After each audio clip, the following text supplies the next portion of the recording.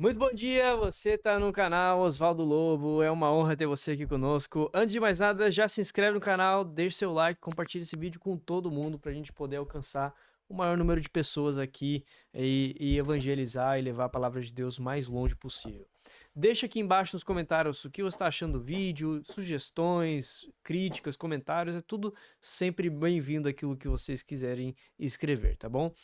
Deixe seu like aqui e se inscreve no canal para ficar de olho em tudo que a gente está recebendo. Você também pode ativar o sininho e aí você vai ser notificado toda vez que tiver um vídeo novo aqui no canal também, tá bom? Eu sou o pastor Arthur Lobo e hoje eu tô aqui com o pastor Osvaldo Lobo. Como sempre, estamos juntos. Deus abençoe sua vida. E hoje a gente tem gravado aqui, e a gente vai gravar podcasts com perguntas. Então, o que a gente está fazendo? Você quer mostrar lá para eles? Ó? Eu mostro lá. Isso aqui são as perguntas que vocês mandam pra gente. Ó, que legal. Então, mande perguntas pra gente. Tem duas maneiras de você mandar perguntas. Aqui pelo YouTube, você está assistindo a gente, ou pelo Instagram.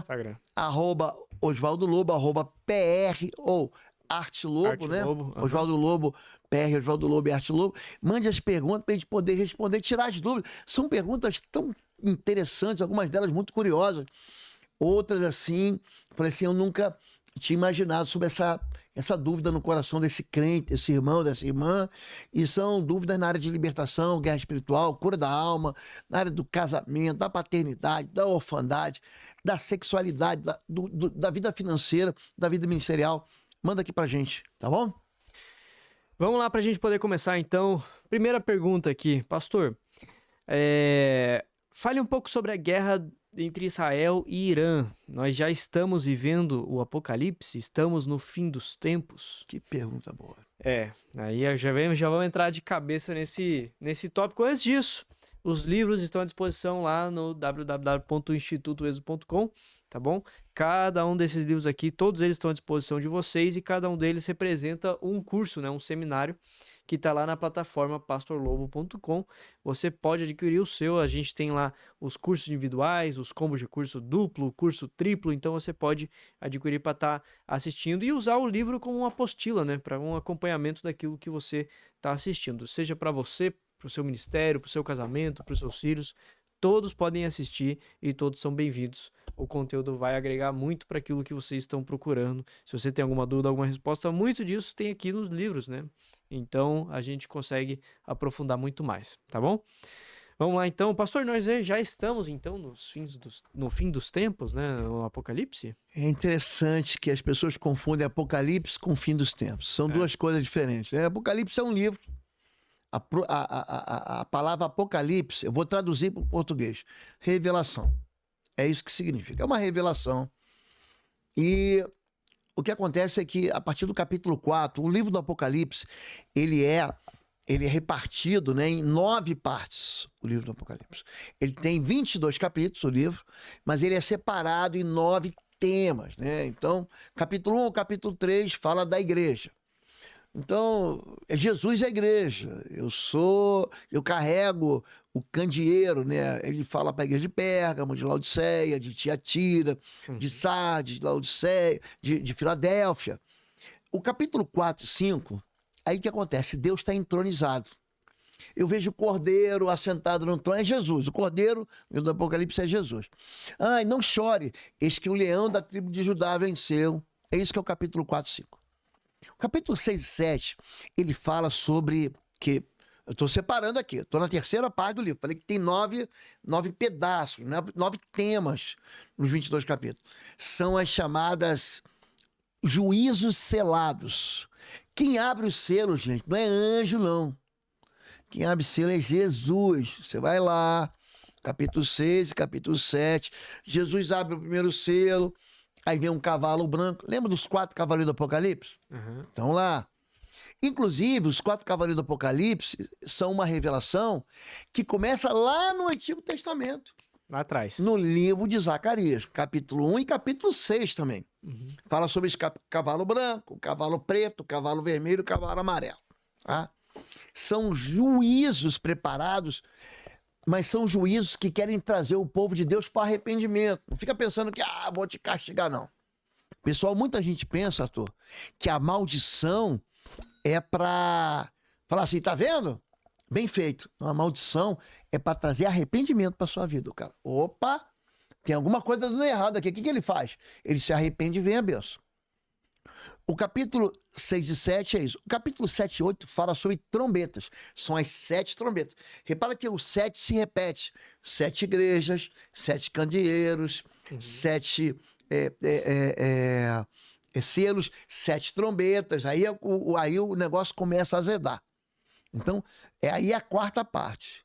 Então, capítulo 8, capítulo 9, o capítulo 12 a 14 fala sobre sinais não numerados. É um monte de coisa que acontece, são sinais no céu, na terra, debaixo, assim, no mar.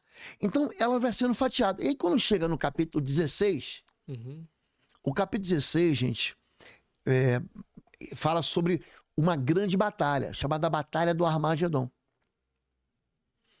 É uma preparação para a queda da Babilônia, que vem no capítulo 18 e 19. É a queda da Babilônia. Aí depois vem o juízo, capítulo 20 e 21, capítulo 22, novo céu, nova terra e a vinda do Cordeiro. Então vamos lá. A guerra do Irã e Iraque. Israel. Irã e Iraque foi, acho que 77, por ali. A Bíblia não fala, as pessoas têm que entender isso. Não fala que o mundo acaba na Terceira Guerra Mundial. Isso é coisa de Hollywood, da imprensa, A Bíblia não diz que a Terceira Guerra Mundial, que poderá vir ou não, não diz, ela é o fim do mundo. A Bíblia diz que o fim dos tempos acontece com a vinda de Jesus, a segunda vinda de Jesus. Isso tem que ficar claro. Irã é um inimigo natural de Israel? Nem sempre. A Pérsia, que é onde fica ali o Planalto iraniano, sabe o que significa? Irã vem do nome Árias. Árias é o povo ariano, que não tem nada a ver com Hitler, nesse caso, com superioridade étnica. Somos aqui uma raça pura. Não. Quer dizer nobreza. É um nobre, é um povo nobre. Por exemplo, o Irã foi aliado de Israel. Irã foi um país que reconheceu Israel como nação em 48. Só que o regime dos ayatolás rompeu com Israel. Então, vamos lá. Quando a Bíblia fala do fim do mundo, eu vou dar para você. Existe uma guerra chamada de Gog e Magog. Tá bom? Isso está em Ezequiel capítulo 38 e Apocalipse capítulo 20. Eu gosto muito de Bíblia, então eu quero esclarecer para o povo. Eu fiz até um pequeno vídeo aqui, publiquei domingo. Houve o ataque do Irã, eu publiquei no domingo. Foi na sexta e sábado, eu publiquei no Instagram, mas foi bem curtinho que eu vou explicar melhor. Então vamos lá. Quando fala de Gog e Magog, Gog é uma pessoa, é um líder. Magog é uma região. Só que Gog, ele lidera uma região de uma descendência dos filhos de Noé. Noé teve 3 filhos, né? Sem, Cã e Jafé. É a descendência de Jafé. Quem são os descendentes de Jafé? O pessoal pergunta, né? São os indo-europeus. Eu vou te explicar quem é. Grécia, sabe a região dos Balcãs? Grécia, Sérvia, Montenegro, Turquia, os turcos, né? Principalmente a parte europeia dos turcos. Tem uns inimigos chamados de Togaramas, que são os armênios. Mas uma coisa tem que estar certa: o inimigo vem do norte. Então, se você ler Ezequiel capítulo 38, que fala sobre a guerra e da intervenção de Deus numa guerra, eles estão vindo do norte. Se você traçar assim, ó, uma linha, sem brincadeira, uma reta, que sai de Israel e sobe assim, ó, lá para o hemisfério norte, ali está Líbano, Síria, Turquia, Ucrânia, Rússia, até a Finlândia. Você chega lá em cima, são os países do Mar Báltico. Sabe aqueles países? Noruega, Suécia, Dinamarca, Alemanha está ali no norte. Então é muito difícil você traçar quem é o inimigo. Agora, a gente sabe o quê? Que Magog é uma figura, que Gog, perdão, é uma figura do anticristo. Ele vai o quê? Seduzir as nações para invadir. Só que eu estou falando da profecia de Ezequiel 38, não é só o norte. Ele vai convencer quem está do lado. Aí entra a Pérsia, que é o Irã. Os iranianos, apesar de serem muçulmanos, não são árabes. Eles são persas. E tem mais, no sul, quem está lá? Eritreia, Somália, Etiópia, que são citados como inimigos. São o povo de Cush, na Bíblia. Cush, C-U-X-E, são os cuxitas. E mais, são os povos que estão ao oeste, ou chamado noroeste. Líbia, Argélia. Então, gente, é uma confederação, Arthur, é uma covardia.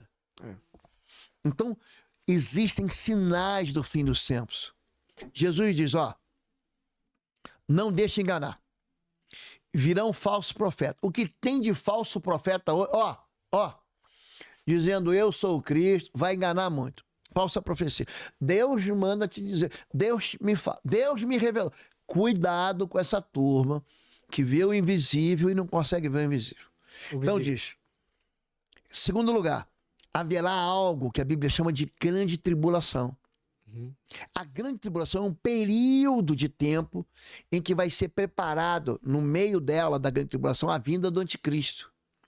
Então, os 3 anos e meio iniciais são anos de tribulação, mas são anos de acordo. Israel vai fazer um acordo com o anticristo, que é agora. E depois, os últimos 3 anos e meio, ele vai romper, e aí o caldo vai engrossar mesmo. A grande tribulação, a reconstrução do templo de Jerusalém, o amor de muitos esfriará. Você tem como sinal do final dos tempos, sinal de catástrofes naturais, terremotos, maremotos, pandemias, são as pragas, né? Que estão dentro daqueles 4 cavaleiros do Apocalipse, né? O cavalo branco é alguém que recebe autoridade para destruir e vencer. O cavalo preto é a morte que traz consigo o inferno. O cavalo vermelho são as pragas. E o cavalo amarelo é a fome. Vai ter grande. Fala assim, eu vendo um punhadinho assim de cevada, ou seja, um pãozinho francês por um salário. O salário mínimo hoje é o quê? R$1.500? Imagina um pão custar R$1.500. De tanta fome que vai ter. Então, esses são sinais do final dos tempos. Isso tudo é um conjunto. Agora, por que a Bíblia chama de cavalos do Apocalipse? Ou cavaleiros? Por quê? Porque dentro do exército, o que você tem de mais forte naquele tempo era a cavalaria. E era o que era mais veloz. Então, quando você queria vencer com rapidez e força, você usava a cavalaria. O cavalo entra, passa por cima da infantaria, da tropa toda. Passa e é veloz. Então, significa que o juízo de Deus, ele vai ser veloz e vai ser poderoso. Ninguém vai escapar. Então, quando a pessoa fala assim, pastor, vamos pegar as últimas aí guerras. Foi a anexação da Crimeia pela Rússia, lembra disso? Sim. A Crimeia, gente, é uma península pequenininha no Mar Negro. Está bem em cima de Israel. Se você pegar assim, ó, o mapa de Israel está bem em cima assim, ó, está o Mar Negro com a Crimeia. Teve uma invasão do Hamas. O Hamas, ele é motivado financeiramente, né, por uma liga árabe extremista, que estão ali nos Emirados, né? Então, mas eles se escondiam aonde? Naquele lugar chamado Faixa de Gaza. Nós tivemos e temos agora um ataque entre o Irã e Israel. Então, isso tudo, gente, preste atenção no que o pastor vai dizer. Chama-se rumores de guerra. Jesus fala assim, ninguém vos engane. Vocês ouvirão falar de guerras e rumores de guerra. O que é um rumor de guerra? É uma ameaça de guerra. Mas não vos assusteis. Isso é apenas o princípio das dores do parto. Você lembra quando sua esposa teve seus filhos? Lembra das dores do parto? Dor de parto, Aí aquilo demora um tempo, daqui a pouco o neném nasce e acaba a dor, não é isso? Então, gente, não fique assustado. É o princípio das dores do parto. Mas a pergunta é muito boa. Eu vou gravar aqui com você. Eu vou pedir para você que está assistindo a gente, se você quiser, eu gravo para você um estudo completo sobre o Apocalipse. Vai ser uma bênção, tá bom? E a gente grava junto aqui, tá bom, Arthur? Vamos pro pessoal do canal do YouTube aqui. Tá bom. Vamos fazer. Pastor, me converti há 4 anos. Sou um novo convertido. Todo novo convertido precisa passar pelo processo de libertação? Não. Quem passa pelo processo de libertação é quem está prisioneiro. Você não vai no médico. Pô, o que você vai no médico? Você está sentindo dor. Eu não atendo, pastor, faz libertação comigo? Sobre o quê? Não, nada. Normalmente, Arthur, a libertação, ela tem um sinal que é a maldição. O que é a maldição? Algo está dizendo ali que tem uma insuficiência de santidade na vida da pessoa, é isso. Quando a pessoa fala assim, pastor, tem uma repetição, tem uma desgraça, eu não consigo romper numa área, aí eu faço libertação. Uhum. Então tem gente que se converte e segue a vida. Agora eu vou contar uma coisa pra você. Tu já viu gente que se converte e fica pobre? Tem. Sim.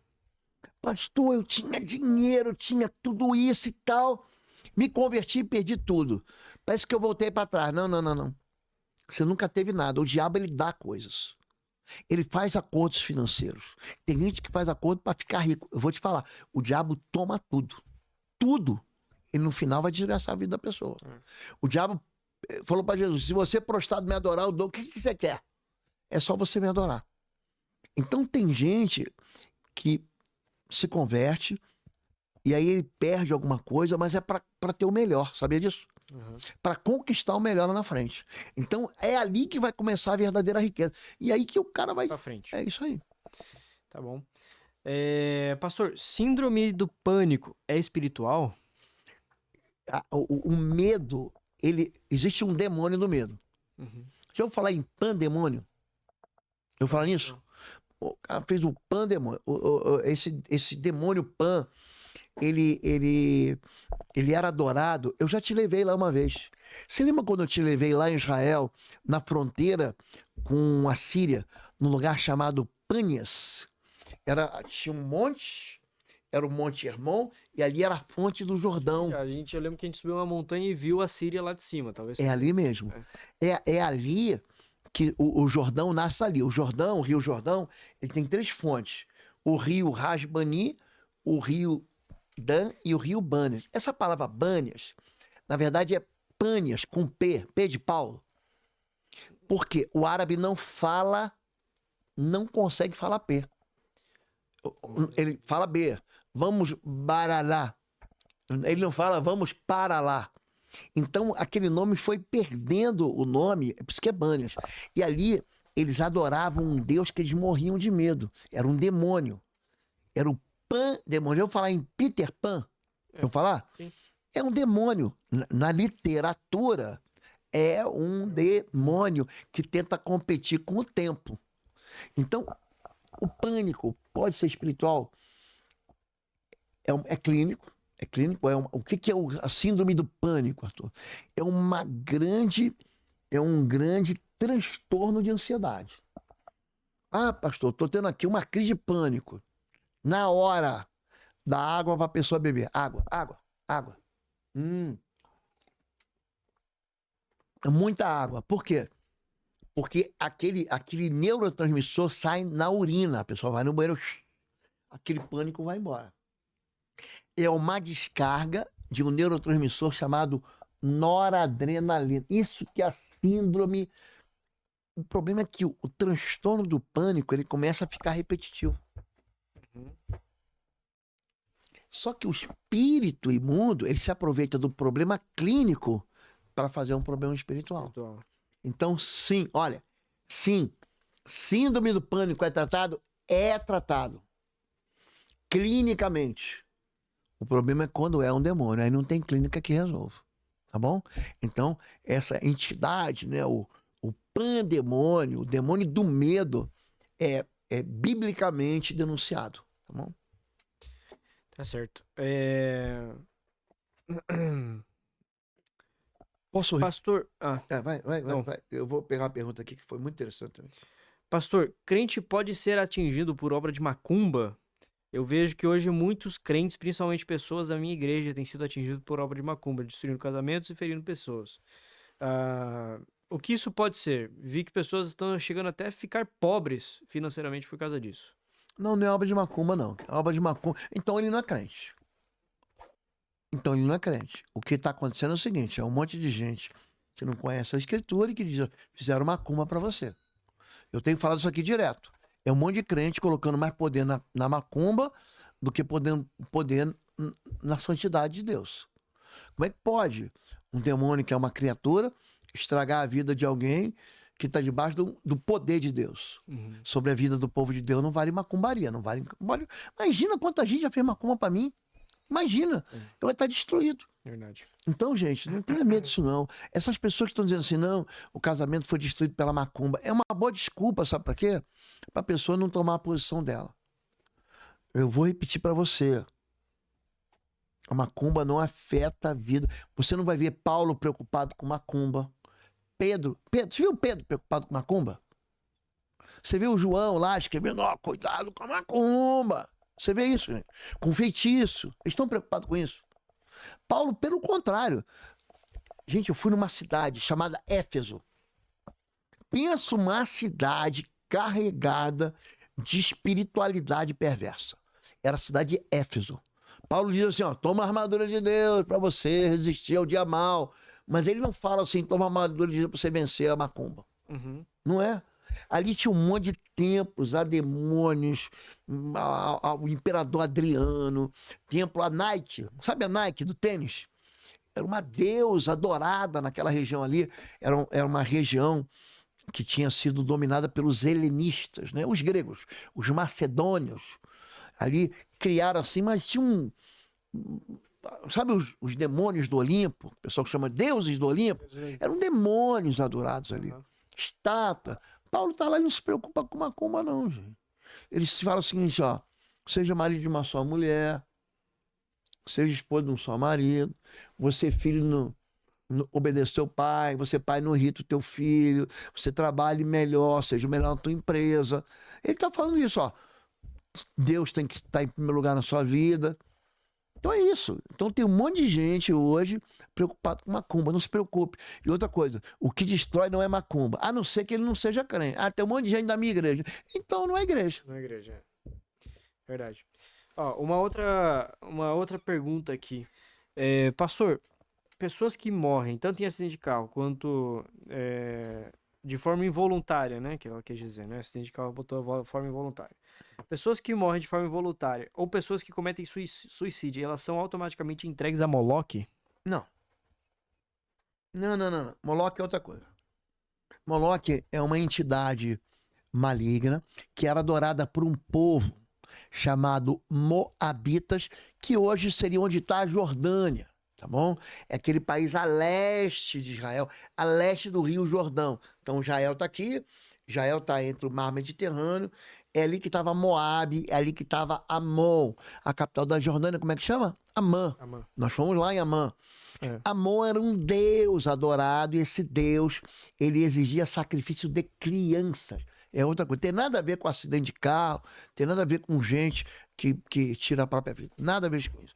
Então, agora, tirar a própria vida é um tema tão polêmico que interessante. O próprio diabo falou para Jesus, tira a própria vida, se joga aí de cima. Cuidado com isso. O diabo, ele tenta convencer a pessoa que a morte é melhor do que a vida. E não é isso. Viva até o fim, porque Deus deu a vida para você viver até o fim. Pastor, opa.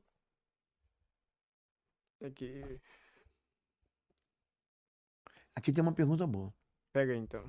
Tá dizendo aqui, por que crianças ficam endemoniadas, né? Então, a gente, frequentemente, quem trabalha com libertação vê isso.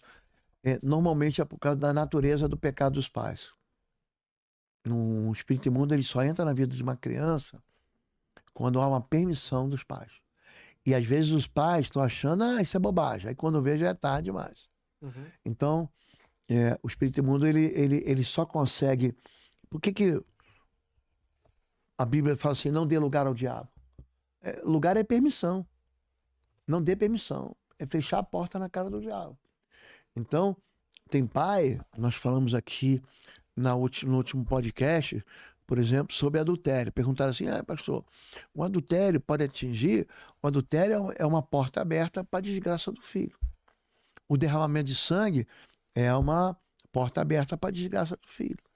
A violência doméstica é uma porta aberta para entrar testemunho na vida do filho.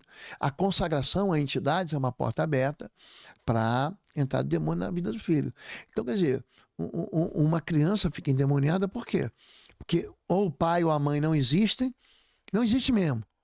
Ou o pai e a mãe, além de não existir, essa criança foi entregue a uma pessoa que foi cruel, maligna, pegou e machucou a criança, porque né, a orfandade em si não é o problema. Ou essa criança ela é submetida a algum tipo de abuso espiritual, físico, por aí vai. Uma pergunta boa aqui. Pastor, a respeito do jejum, a sensação que eu tenho é que quando jejuamos, não vemos um resultado imediato. Na verdade, as coisas parecem piorar. É normal isso? Porque eu estou jejuando e a sensação que eu tenho é que Deus não está me escutando. Tá ouvindo. Tá ouvindo. É que cada resposta tem um tempo certo. Eu vou pegar alguns jejuns que demoraram muito e outros que foram rápidos, tá bom? Uhum. Então vamos lá. O jejum de Josafá, segundo Crônicas, capítulo 20, foi imediato. Foi um jejum, ele jejuou e Deus resolveu o problema naquele mesmo dia. Né? O exército estava se aproximando. Agora, tem jejuns que eles demoram. Exemplo, o jejum de Ana. Tem uma mulher, não tem nada a ver com a Ana de 1 Samuel, tá? É a Ana de Lucas. Ana de Lucas, capítulo 2. A Ana era uma mulher que servia a Deus com jejuns. Uhum. E ela esperava ver a redenção de Israel. Ela só pega Jesus no braço, é uma mulher que servia no templo, no final da vida dela. O jejum demorou a vida inteira. Então, as pessoas hoje vivem num tempo que tudo é tão rápido, tudo é fast food, acha que é isso, mas não. Continua jejuando, Deus está te ouvindo. Fica tranquilo, vai ter resposta do céu. Tem uma boa aqui, hein? Ó, o senhor seria pastoreado por um pastor que vem no terceiro casamento? Ou que está Me fizeram essa pergunta. Gente, depende. Às vezes ele chegou no terceiro casamento antes de converter. Então tem que analisar, cada caso é um caso diferente, né? Então eu já conheci gente aqui na igreja, inclusive, que são pessoas excelentes, que eles viveram a vida promíscua, né, durante toda a vida deles, e eles, ambos, né, tanto o homem como a mulher, já vêm de outros casamentos, até que nesse casamento atual, que é o terceiro casamento ou o segundo casamento, eles conheceram a Jesus. E aí eles decidiram daqui para frente mudar a postura deles. Então acho que também é importante avaliar aí a realidade do seu pastor. Não sei de onde que ele vem. O problema aqui que eu tô achando é o exemplo pastoral. O que acontece? Quando a Bíblia fala sobre separar pastores, o apóstolo Paulo escreve a Timóteo e a Tito. Ele fala assim, convém, aquele que a Bíblia fala que o pastorado, o bispado, é a mesma coisa.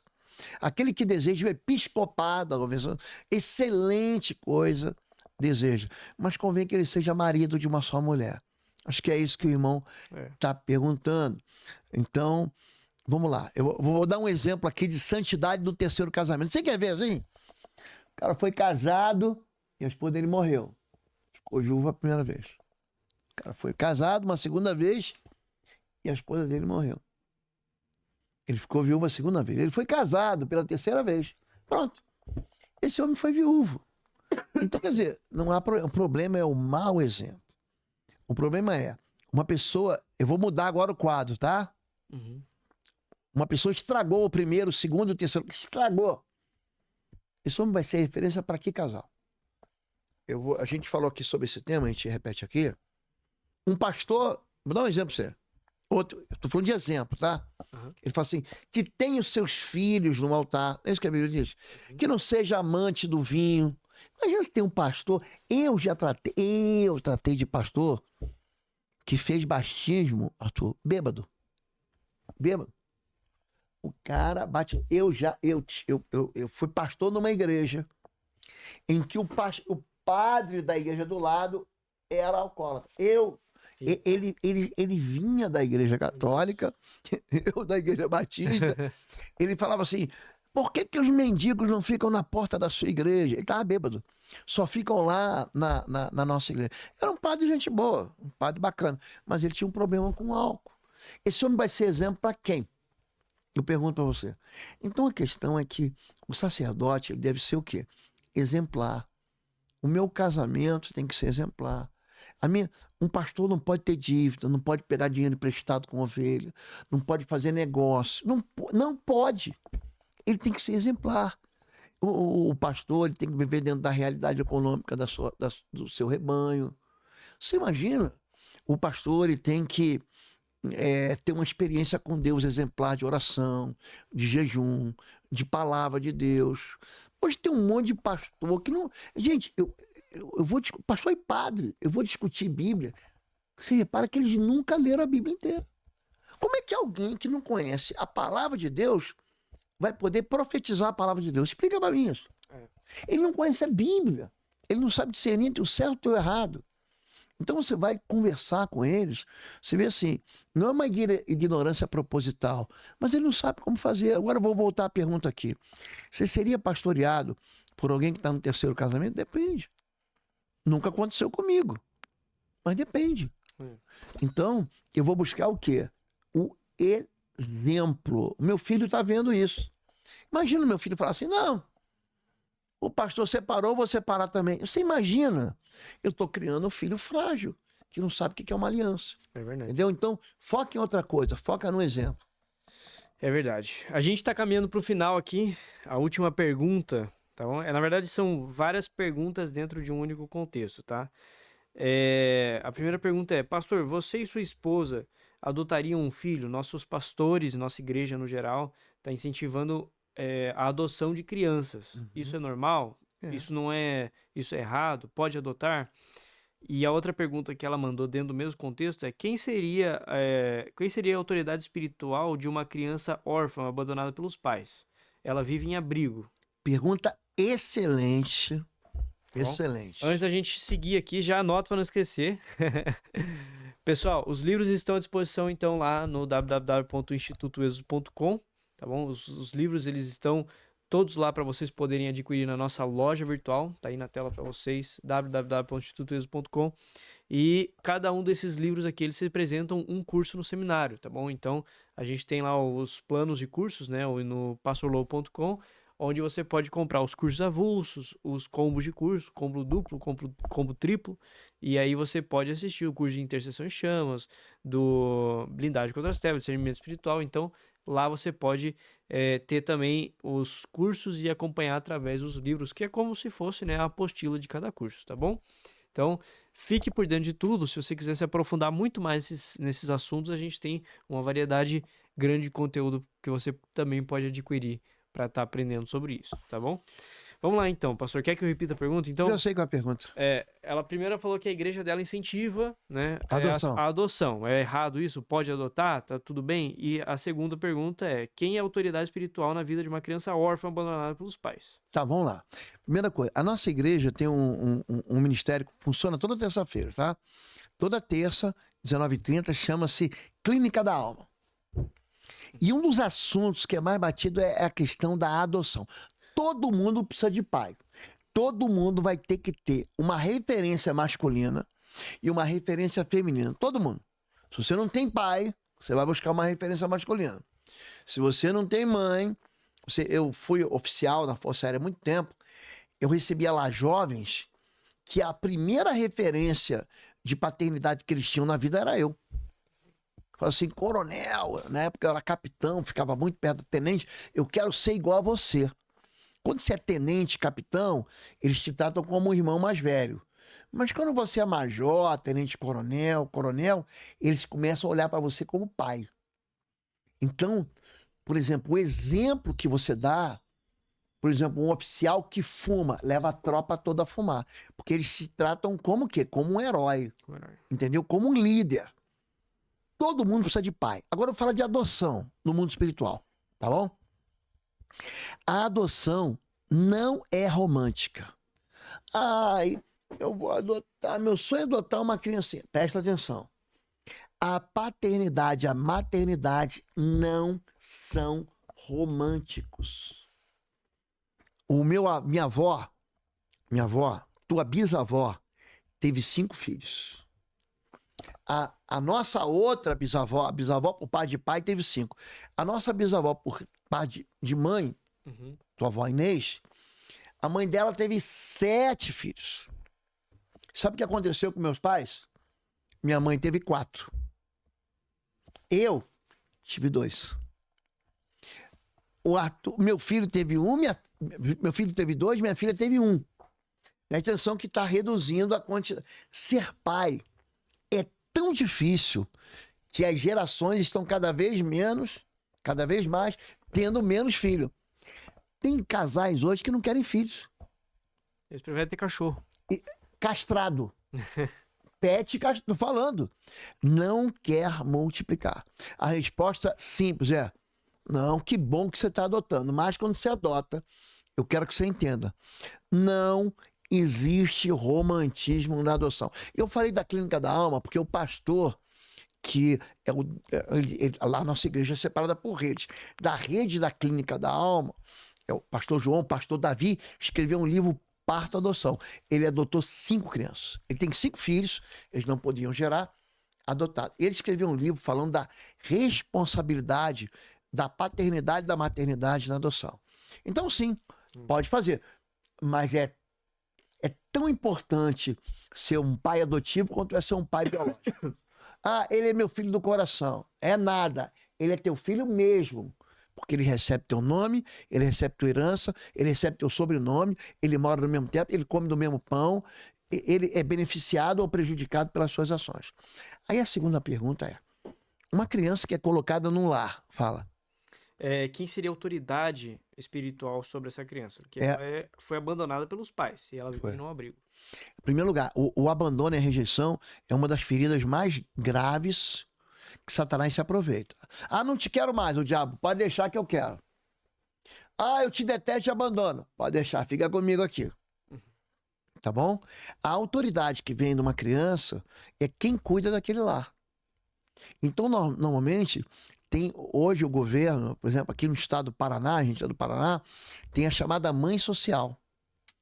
Aquela mãe social tem autoridade sobre aquela criança. Entendeu? Uhum. Aquele pai social tem autoridade sobre aquela criança. É isso. Entendi, tá bom. Gente, muito obrigado. Obrigado pela sua audiência. Obrigado por você estar curtindo o vídeo. Deixa eu indicar um livro aqui, ó, que eu falo muito sobre paternidade. Esse livro aqui é bem legal, viu, gente? E o Blindagem também.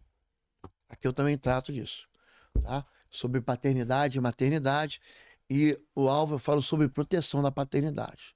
Tá bom, gente? Entra lá em institutoexo.com. Os livros tá estão bom? à disposição lá, www.institutoexo.com. Pessoal, esse curso se aqui, inscreva. Desculpa, que esse curso aqui eu tenho ele online, tá? Vai lá no pastorlo.com ou no curso.pastorlo.com. Eu trato muito bem aqui, com muito carinho, né?